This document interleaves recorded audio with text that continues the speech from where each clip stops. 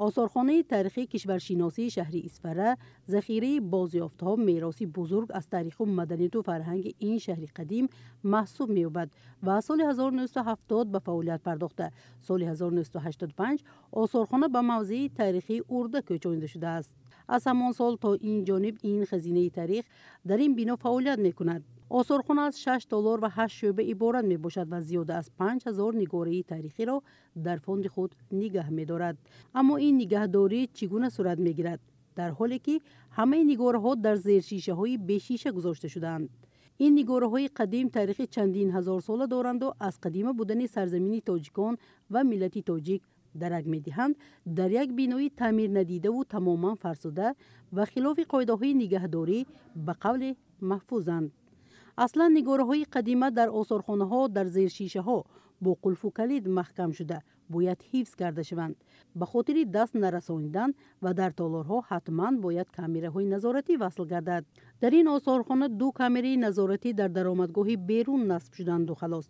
این 2 کامره از حساب خودی کارمندان خریداری شدند. این نکته را راهبلد آثارخانه لیلی علیبویو اطلاع داد.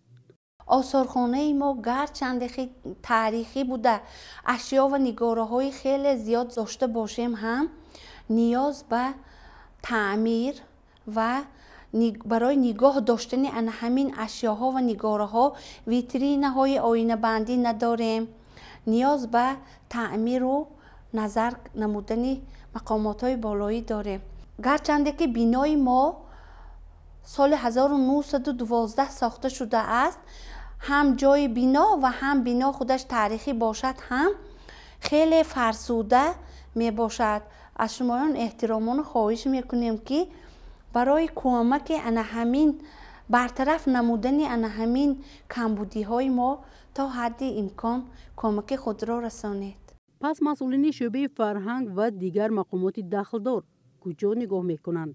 هر سیاحی که به این یا آن مملکت سفر میکنند تاریخ همان کشور را از آثارخانه می آموزند و چون اسفره شهر قدیمه است از این منطقه نیز سیاحان زیاد دیدن میکنند. رابطه به این راهبلدی آثارخانه لیلی علیبویو در ادامه صحبت چنین ابراز اندیشه نمود. با آثارخانه ما خیلی سیاحان زیاد به تماشا می آیند، برای سیر و گشت می آیند.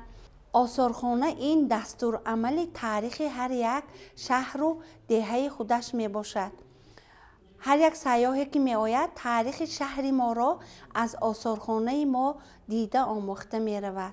آثارخانه ما نیز از تعمیر کلی برآمده برای سیاحان و تماشابینان شهر و بیرون از شهر و بیرون از دیارمان معرفی خیلی خوب را نشان دهد. بله، تاجیکان از ازل مردمی هنرمند و با استعداد، صاحب معرفت، علم و دارای تمدن والا بودند و هستند و برای جاودانه پایدار ماندن آن نسل امروز باید پیوسته تلاش نماییم.